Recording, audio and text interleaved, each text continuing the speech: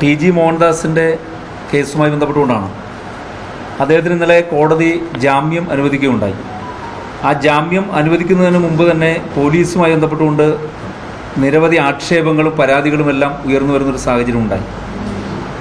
ഈ വിഷയം ഉണ്ടായി ജന്തർ മന്ദറിൽ സമരം ചെയ്ത വിദ്യാർത്ഥികൾക്കെതിരായി വളരെ ഹീനമായ മ്ലേച്ഛമായ പരാമർശങ്ങളാണ് TG മോഹൻദാസിൻ്റെ ഭാഗത്തുനിന്നുണ്ടായത്. ഒരിക്കലും നമ്മുടെ ഭരണഘടനയെ അല്ലെങ്കിൽ നിയമവ്യവസ്ഥകളെ അംഗീകരിക്കുന്ന ഒരാളുടെ ഭാഗത്തു നിന്നുണ്ടാകാൻ പാടില്ലാത്ത വളരെ ഗുരുതരമായ ഒരു പ്രസ്താവനയെന്ന് പറയാൻ കഴിയില്ല, അത്രയും മോശമായ പ്രയോഗമാണ് മോഹൻദാസിൻ്റെ ഭാഗത്തുനിന്നുണ്ടായത്. അപ്പോൾ ഇത്തരത്തിലുള്ളൊരു പരാമർശം ഉണ്ടായ സമയത്ത് തന്നെ ആ സംഭവത്തിൻ്റെ ഗൗരവം ബോധ്യപ്പെട്ടുകൊണ്ട് കേരളത്തിൻ്റെ ആഭ്യന്തരമന്ത്രിക്ക് ഇദ്ദേഹത്തിനെതിരെ കർശനമായ നിയമ നടപടി സ്വീകരിക്കണമെന്ന് ആവശ്യപ്പെട്ടുകൊണ്ട് കേസ് കൊടുക്കുകയുണ്ടായി. ആ കേസ് കൊടുത്തതിൻ്റെ അടിസ്ഥാനത്തിലാണ് അന്വേഷണ ഉദ്യോഗസ്ഥനായി അദ്ദേഹം പരാതി സ്വീകരിക്കുകയും ആഭ്യന്തരമന്ത്രി പരാതി സ്വീകരിക്കുകയും അന്വേഷണ ഉദ്യോഗസ്ഥനായി സൈബർ സെല്ലിൻ്റെ IG P പ്രകാശത്തെ ചുമതലപ്പെടുത്തിക്കൊണ്ട് ഒരു അന്വേഷണ ടീമിനെ പ്രഖ്യാപിക്കുകയുണ്ടായി. ഞങ്ങളെല്ലാം വളരെ സന്തോഷത്തോടു കൂടിയാണ് ഇരുന്നത്. കാരണം ഇങ്ങനൊരു ഹീനമായ പ്രസ്താവന നടത്തിയ ആൾക്കെതിരെ കർശനമായ നടപടിയിലേക്ക് ഈ ഗവൺമെൻറ് പോകുന്നു എന്നുള്ളൊരു അഭിപ്രായം ആ തുടക്ക സമയത്ത് ഞങ്ങൾക്കുണ്ടായിരുന്നു. പക്ഷേ ടീമിനെ കോൺസ്റ്റിറ്റ്യൂട്ട് ചെയ്തതിന് ശേഷം 15 ദിവസം കഴിഞ്ഞതിന് ശേഷമാണ് അതുമായി ബന്ധപ്പെട്ടുകൊണ്ടുള്ള തുടർ നടപടിയിലേക്ക് പോലീസ് പോയത് എന്നുള്ളത് വലിയ ആക്ഷേപങ്ങൾക്കിടയാക്കി. അപ്പോൾ TG മോഹൻദാസ് ഇത്തരം ഒരു പ്രസ്താവന നടത്തുകയും, അതായത് ഡൽഹിയിൽ സമരം ചെയ്ത വിദ്യാർത്ഥിനികൾ ബലാത്സംഗം ഇഷ്ടപ്പെടുന്നവരാണെന്നും ഞാനായിരുന്നുവെങ്കിൽ കർഫ്യൂ പ്രഖ്യാപിച്ച് 3 മണിക്കൂർ കൊണ്ട് വെടിവെച്ച് കൊലപ്പെടുത്തുമായിരുന്നു എന്നുള്ളത് ഒരു വലിയ കലാപ ആഹ്വാനവും സ്ത്രീത്വത്തെ അപമാനിക്കുന്നതുമായ വളരെ ഗൗരവമായ പരാമർശം നടത്തിയ ആൾക്കെതിരെ പ്രഥമ ദൃഷ്ട്യാ തന്നെ തെളിവുകളുള്ള സാഹചര്യത്തിൽ അദ്ദേഹത്തെ അറസ്റ്റ് ചെയ്യുന്നതിന് പോലീസിന് യാതൊരു അമാന്തവും വിചാരിക്കേണ്ട കാര്യമില്ല. കാരണം അദ്ദേഹം യൂട്യൂബിലൂടെ അദ്ദേഹത്തിൻ്റെ ചാനലിലൂടെ നൽകിയ ഒരു അഭിമുഖം, ആ അഭിമുഖം ആ ചാനലിൽ തന്നെ തുടരുകയാണ്. കാരണം അത് ഇതുവരെയും അദ്ദേഹം ഇപ്പോൾ നമ്മൾ പത്രസമ്മേളനം നടത്തുന്നവരെയും അദ്ദേഹം അത് ഡിലീറ്റ് ചെയ്തിട്ടില്ല.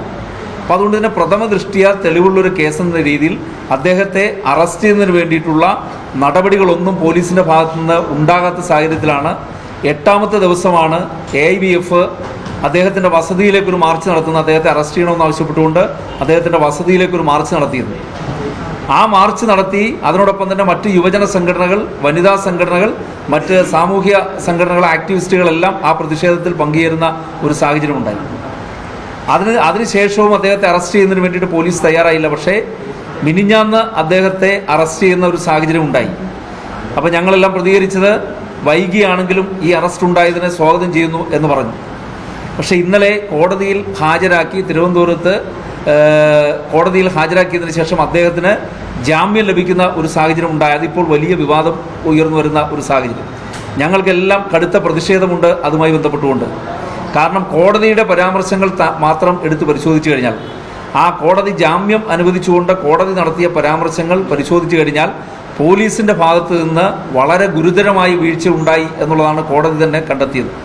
കാരണം ഒരിക്കലും ജാമ്യം കിട്ടാത്ത കേസാണ്. കലാപ ആഹ്വാനവുമായി ബന്ധപ്പെട്ടുകൊണ്ട് 353 ഒരിക്കലും ജാമ്യം കിട്ടാത്ത കേസാണ്. അപ്പോൾ അദ്ദേഹത്തിൻ്റെ പ്രസ്താവന, അദ്ദേഹം പറഞ്ഞ കാര്യങ്ങൾ ഗുരുതരമാണ്, ജാമ്യമില്ലാത്ത കുറ്റമാണ് അദ്ദേഹത്തിനെതിരായി നിലനിൽക്കുന്നത്. പക്ഷെ അദ്ദേഹത്തിന് എങ്ങനെ ജാമ്യം കിട്ടി എന്നുള്ളത് പരിശോധിക്കപ്പെടുമ്പോൾ, ഒരു വ്യക്തിയെ അറസ്റ്റ് ചെയ്യുമ്പോൾ പോലീസ് പാലിക്കേണ്ട നിയമപരമായ നടപടിക്രമങ്ങൾ പാലിച്ചിട്ടില്ല എന്നുള്ളതാണ് കോടതി കണ്ടെത്തിയത്.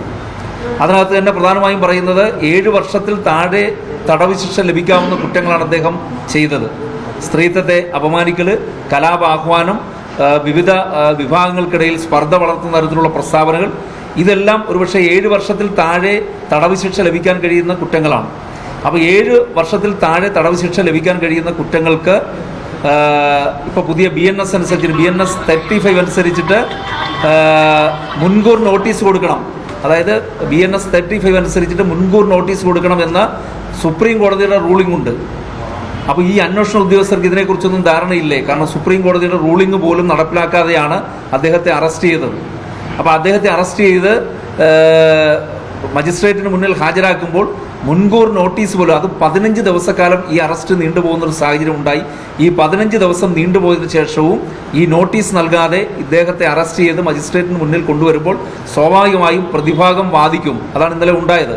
പ്രതിഭാഗം വാദിക്കും ഈ അറസ്റ്റ് എന്ന് പറയുന്നത് നിയമ നടപടിക്രമങ്ങൾ പാലിക്കാതെയാണ് എന്ന് പറയുകയും അത് നിലനിൽക്കുകയും ചെയ്യുന്ന സാഹചര്യമുണ്ട്. അപ്പോൾ പോലീസിൻ്റെ ഭാഗത്ത് നിന്ന് വളരെ ഗുരുതരമായ വീഴ്ചയാണ് ഈ വിഷയത്തിൽ ഉണ്ടായിരിക്കുന്നത്. മാത്രമല്ല, ഇദ്ദേഹത്തെ കസ്റ്റഡിയിൽ ആവശ്യപ്പെട്ടുകൊണ്ട് പോലീസ് കോടതിയിൽ പറഞ്ഞൊരു പ്രധാനപ്പെട്ട കാര്യമുണ്ട്. ഈ ജാമ്യം കൊടുക്കുന്നതുമായി ബന്ധപ്പെട്ടുകൊണ്ട് ജാമ്യത്തെ എതിർത്തുകൊണ്ട് പോലീസ് പറഞ്ഞത് ഇദ്ദേഹത്തിന് മുൻകൂർ നോട്ടീസ് കൊടുത്തു കഴിഞ്ഞാൽ ഇദ്ദേഹം ഒളിവിൽ പോകും എന്ന് പറഞ്ഞു. അപ്പം അങ്ങനെ ഒളിവിൽ പോകും എന്നുറപ്പുള്ള അല്ലെങ്കിൽ മറ്റ് രാഷ്ട്രീയ ബന്ധങ്ങളുള്ള സംഘപരിവാറിൻ്റെ എല്ലാം ബന്ധങ്ങളുള്ള വളരെ പ്രധാനപ്പെട്ട ഒരു വ്യക്തിയായതുകൊണ്ട് അദ്ദേഹം ഒളിവിൽ പോകുന്നതിനൊന്നും പ്രയാസമില്ല.